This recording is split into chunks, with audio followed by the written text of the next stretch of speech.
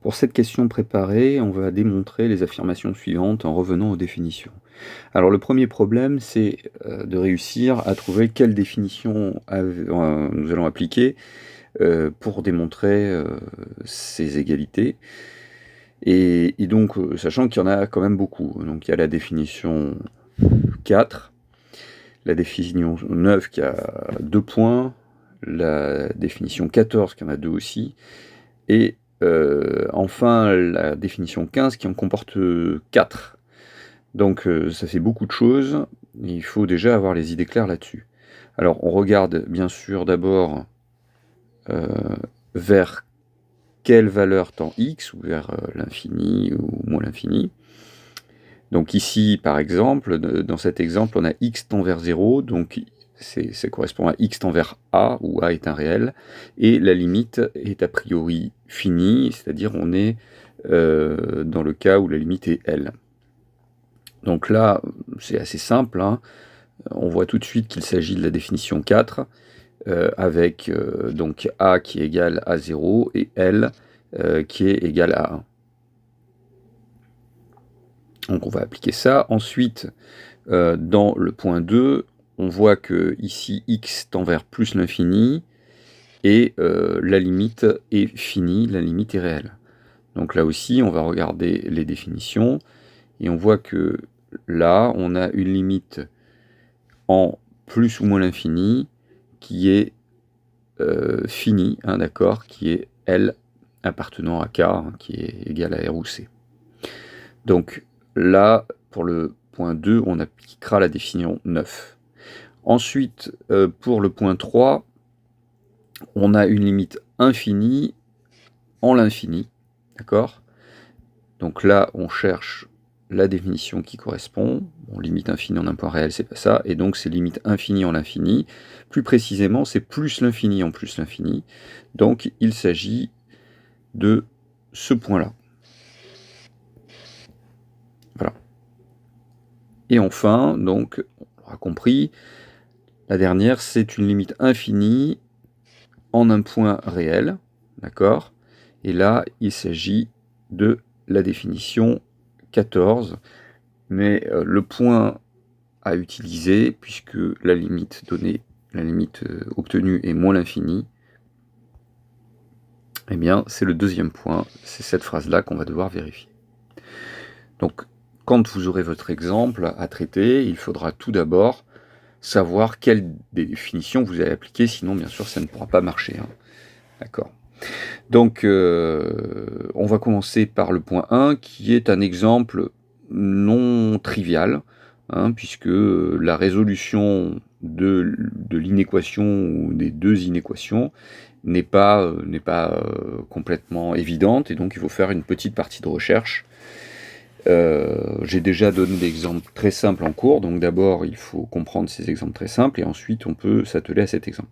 Donc là on veut utiliser cette définition, donc a priori on prend un epsilon positif, on va poser un epsilon positif, d'accord. Alors j'ai rappelé que A est égal à 0 et L égale 1, d'accord. Donc je prends un epsilon positif, et je vais chercher, donc voilà ma recherche, c'est-à-dire mon analyse du problème.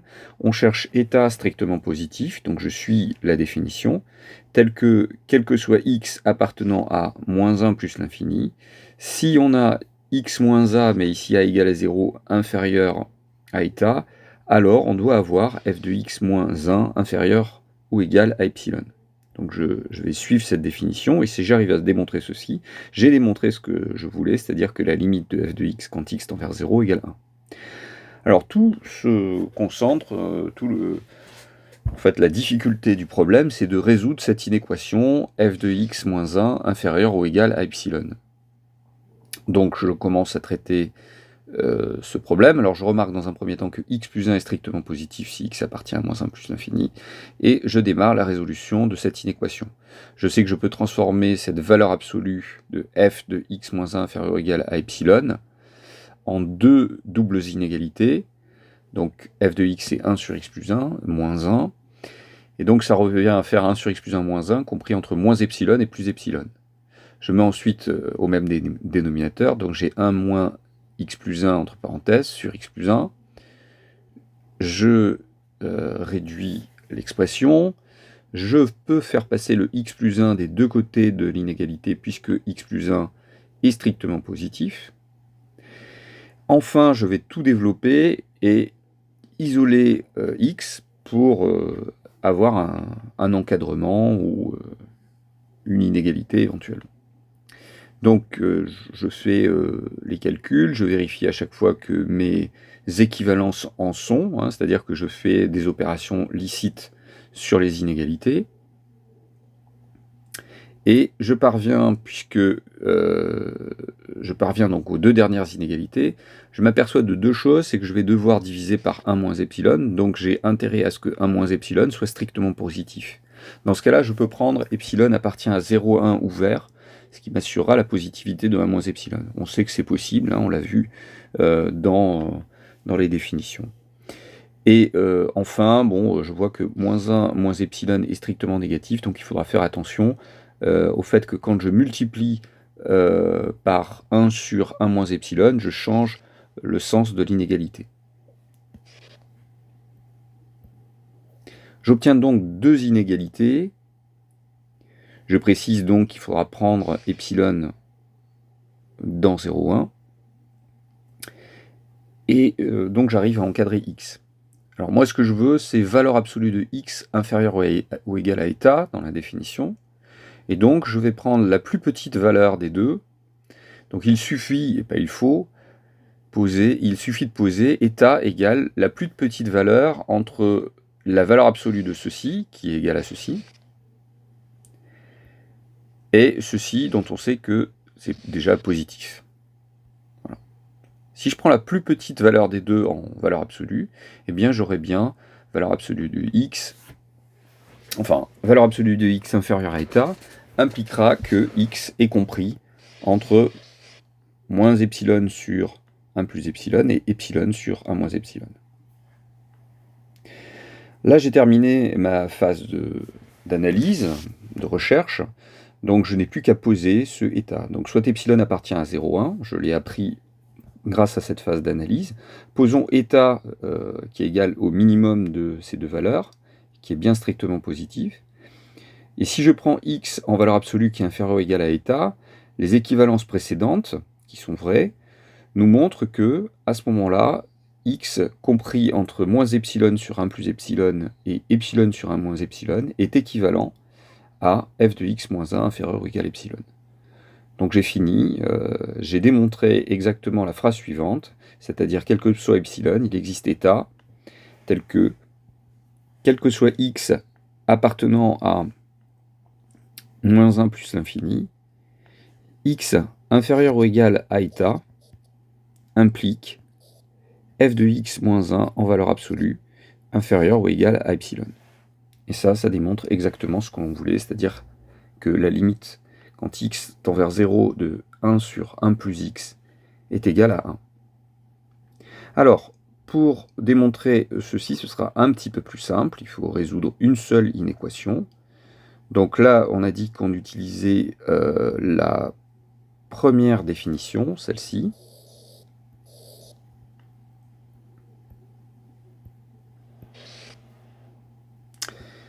Alors, donc la recherche sera plus rapide. Si je prends x dans moins 1 plus l'infini, eh bien je dois avoir 1 sur 1 plus x inférieur ou égal à epsilon.